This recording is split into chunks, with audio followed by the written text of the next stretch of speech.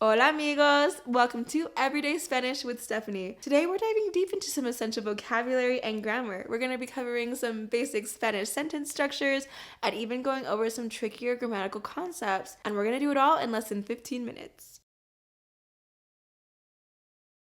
Now, I know what you might be thinking. Stephanie, is it really possible to learn all of that in less than 15 minutes?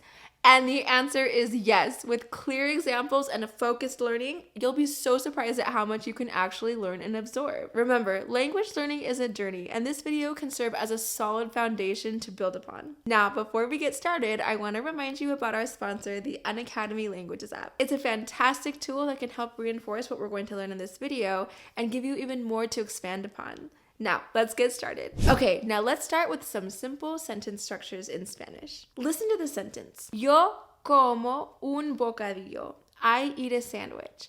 This sentence follows a really basic sentence structure of subject, verb, object. Yo, subject, verb, como, un bocadillo, object. Let's move on to another sentence.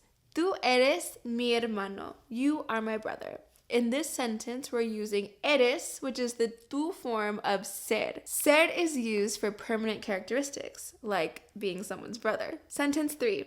Usted es mi patrón. You are my boss. Notice how usted is used to formally address someone. Él es muy bueno con su bicicleta. He is very good with his bicycle. This sentence does a really good job introducing adjectives and possessives. Ella toca muy bien el piano. She plays the piano very well. Here we see how Spanish adverbs are used in a sentence. Okay, so take one of these structures that we've just looked at, and I want you to practice creating a sentence based off of that structure.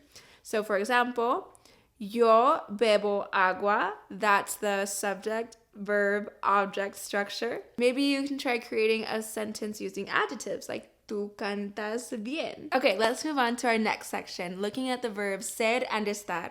Both of these verbs mean to be in Spanish, and so it can be a little tricky for new learners knowing when to use each one.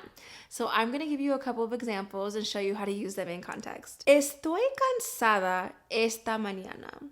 I am tired this morning. I used estar here in the present tense yo form. Yo estoy cansada. And I used it to express more of a condition that is temporary, like the state of being tired. Tú estás enferma hoy. You are sick today. We used estar again in this example to express something that is conditional or temporary, like being sick. We used estar here again to show that something is temporary. Being sick is a temporary condition. Él está contenta de regresar a la escuela. He is happy to return to school. We're going to use estar for a temporary state of happiness. Ellos están en el parque. They are at the park. We used estar here to express location. Did you start to pick up on some patterns of when to use estar? Now let's go over some ser examples. Soy de Argentina. I am from Argentina. Use ser for origin or nationality. Tú eres mecánico. You are a mechanic.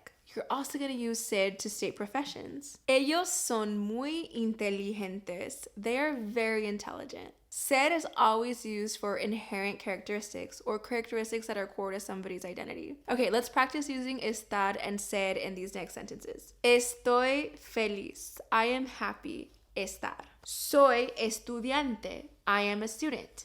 Ser. Está lloviendo. It's raining. Estar. Son las 3. It's 3. Now we use ser for this one. Ser is used for time and date. Okay, let's move on to our next section, talking about the verb tener. This verb is crucial in Spanish.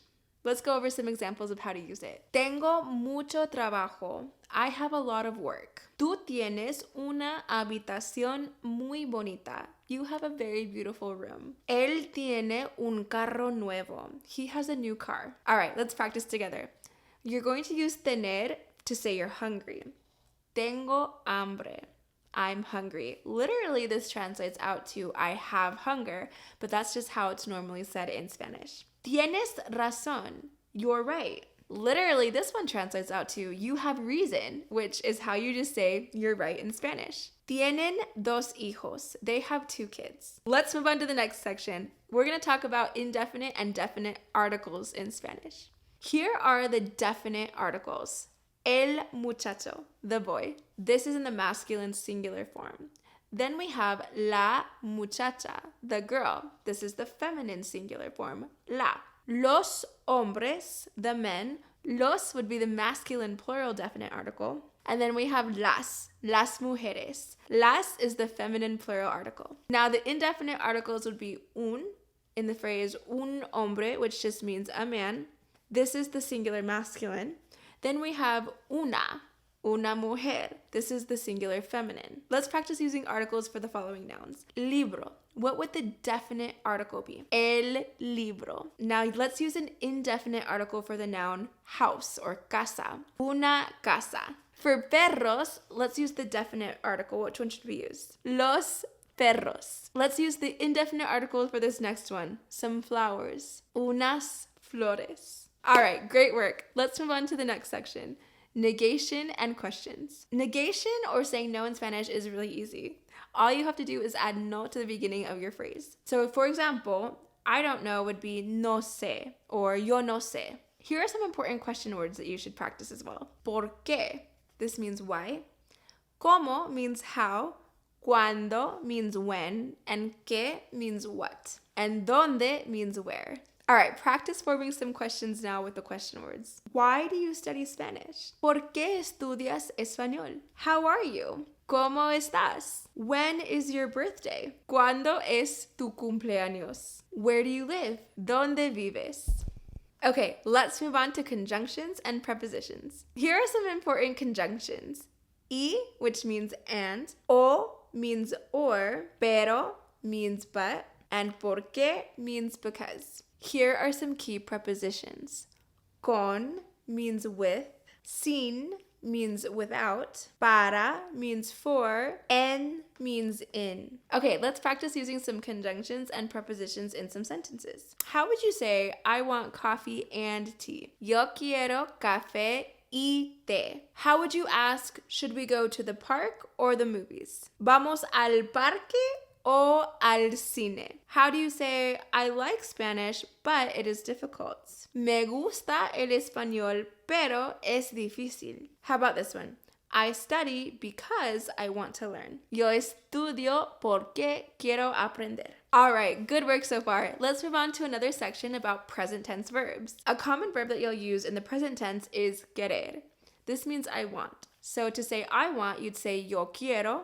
To say you want, you would say tú quieres. Another verb in the present tense you'll hear a lot is ir. This one is an irregularly conjugated verb.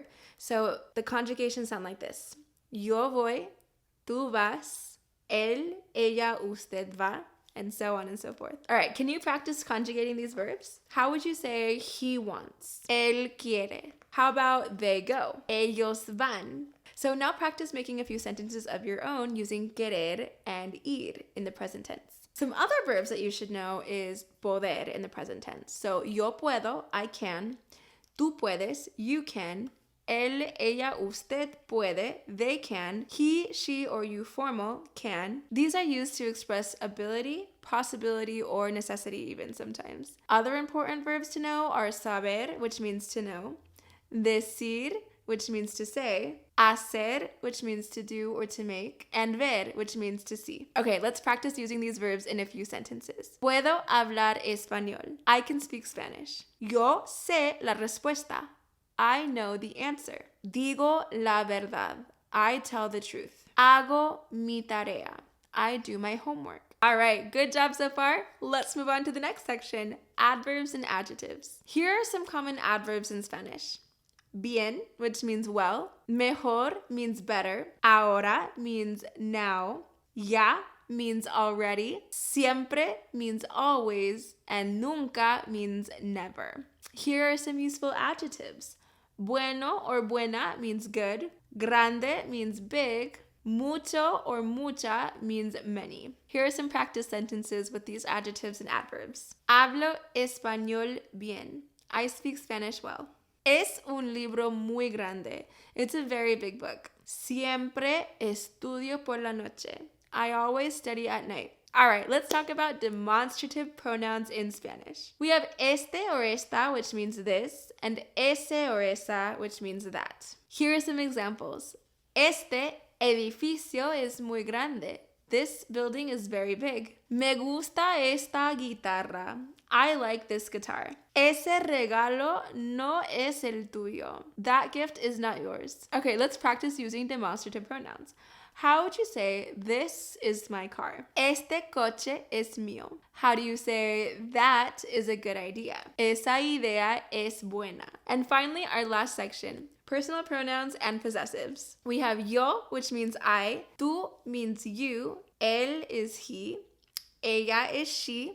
Usted also means you, but in a formal way. Nosotros means we. Vosotros means you all, and it's used in Spain. And then we have ellos, which means they. Ellos refers to an all-male or mixed gender group. Ellas refers to an all-female they. And finally, ustedes is you all, used in Latin America. Here are some examples of object pronouns. Me, which means me. Te, which means you. Le is used for him, her, or you formal. We also have possessive adjectives. Mi or mis, which means my or mine. Tu or tus, which means yours. Su and sus. This one means his, her, theirs, or yours formal. All right, let's practice using pronouns and possessives in these sentences. He talks to me. We're going to use a direct object pronoun in this one. Él me habla. How would you say it's my book? You're going to use a possessive pronoun for this one. Es mi libro. How about this one? Their parents are kind. This is also a possessive pronoun referring to their parents. Sus padres son amables. Excelente trabajo. We have covered so much in less than 15 minutes. This video was a good opportunity for you to take note of which sections in Spanish you're pretty familiar with, and then which other sections you may want to study more on. We've looked at basic sentence structures, the difference between ser and estar, using tener, articles, negation, question words, pronouns, conjugations, prepositions, so many grammatical concepts that we've covered in less than 15 minutes. Remember, mastering a language takes time. So like I said before, figure out which ones of these sections that you would like to focus more on. Take the time to learn and practice these structures in your everyday conversation, and you'll be so amazed at how much you begin to improve. Don't forget about our sponsor, the Unacademy Languages app. It's a great resource to go over the things that we've covered in this video and to expand on some of these topics if necessary. Thank you for joining me in this episode of Everyday Spanish with Stephanie. In our next video, we're going to go deeper into specific concepts and learn even more vocabulary. So, I'll see you then. Hasta la próxima, amigos. See you next time.